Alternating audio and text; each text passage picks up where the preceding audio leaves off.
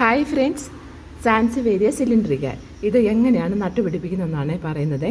എൻ്റെ ഒരു കമ്പ് നമുക്ക് കിട്ടിയാൽ മതി. ഞാൻ ഒരു കമ്പ് എനിക്ക് കിട്ടിയത് ഞാൻ രണ്ടായിട്ട് മുറിച്ചിട്ട് ഒരു കുത്തി വെച്ചിരുന്നേ. അതിൻ്റെ അകത്ത് ഇഷ്ടം പോലെ തൈകൾ വന്നിട്ടുണ്ട്. 2-3 മാസത്തിനകമായിട്ട് തൈകൾ ഇഷ്ടം പോലെ വരും കേട്ടോ.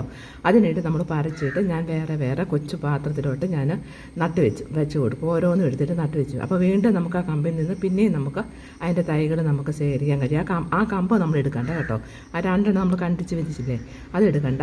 എന്നിട്ട് ബാക്കി നമുക്കിങ്ങനെ തൈകൾ പറിച്ച് മാറ്റി വെച്ചാൽ മതിയേ. അങ്ങനെ നമുക്ക് തൈകൾ ഉണ്ടാക്കാൻ നോക്കും. അറിയാത്തവർക്കായിട്ട് പറഞ്ഞാണേ. അപ്പോൾ നിങ്ങൾക്ക് ഇഷ്ടപ്പെട്ടെങ്കിൽ ലൈക്ക് ചെയ്യാനും ഷെയർ ചെയ്യാനും സബ്സ്ക്രൈബ് ചെയ്ത് സപ്പോർട്ട് ചെയ്യാനും മറക്കല്ലേ. അപ്പോൾ പുതിയൊരു വീഡിയോ ആയിട്ട് നമുക്ക് വീണ്ടും കാണാം.